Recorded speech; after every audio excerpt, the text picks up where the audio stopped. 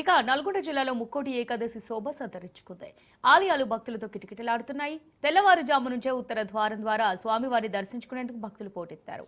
నల్గొండ సీతారామచంద్ర స్వామి ఆలయంలో భక్తుల తాకిడి పెరిగింది. దీనిపై మరింత సమాచారం మా ప్రతినిధి కిరణ్ అందిస్తారు.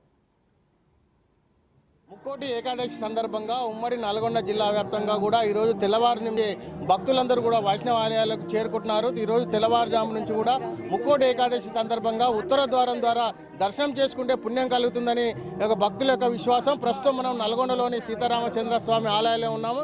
ఇక్కడ మనం చూసుకున్నట్లయితే ఉత్తర ద్వారం ద్వారా భక్తులందరూ కూడా తమ దర్శనాలు చేసుకుంటున్నారు. ఇక్కడికి ఉదయం తెల్లవారుజాము నుంచే వేలాది మంది భక్తులు కూడా ఇక రామాలయానికి వచ్చి స్వామివారి ఆశీస్సులు పొందుతున్నారు. ఈ రోజు యొక్క విశిష్టత ఏంది, ఈ రోజుకున్న ప్రత్యేకత ఏంది, మనతో మాట్లాడడానికి ఆలయ మాజీ చైర్మన్ ఉన్నారు. వారితో మనం మాట్లాడాలని చెప్పండి. ఈ రోజుకున్న ప్రత్యేకత ఏంటి, భక్తులు ఈ రోజును ప్రత్యేకంగా భావించడానికి గల కారణాలు? ధనుర్మాస మహోత్సవంలో ఈ ముక్కోటి ఏకాదశి ప్రతి సంవత్సరం వస్తుంది.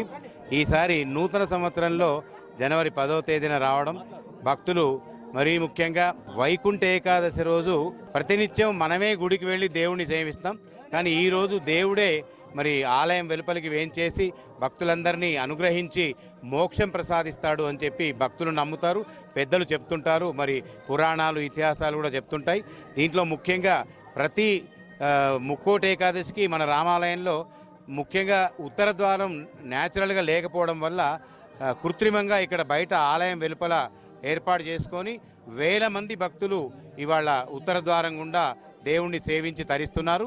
దీనికి కావాల్సినటువంటి ఏర్పాట్లు మున్సిపల్ చైర్మన్ బురి శ్రీనివాసరెడ్డి గారు చాలా విస్తృతంగా భక్తులందరికీ కూడా ఏ విధమైనటువంటి ఇబ్బంది లేకుండా ఏర్పాటు చేయడం జరిగింది.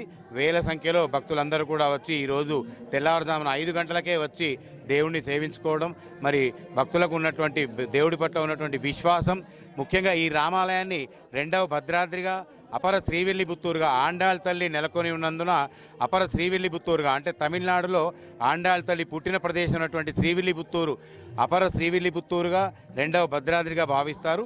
ముఖ్యంగా ఇక్కడ ఈరోజు తెల్లవారుజామున 5 గంటల నుంచే భక్తులంతా విశేష సంఖ్యలో పాల్గొని నామ సంకీర్తనం చేస్తూ, కలవు నామ సంకీర్తనం అని చెప్పి భగవన్ నామస్మరణ చేస్తూ, మరి అర్చక స్వాములు అధ్యాపక స్వాములు వేద పఠనం చేస్తుండగా, పురాణ ప్రబంధ పారాయణం చేస్తుండగా భక్తులందరూ కూడా సేవించి తరించడం జరిగింది.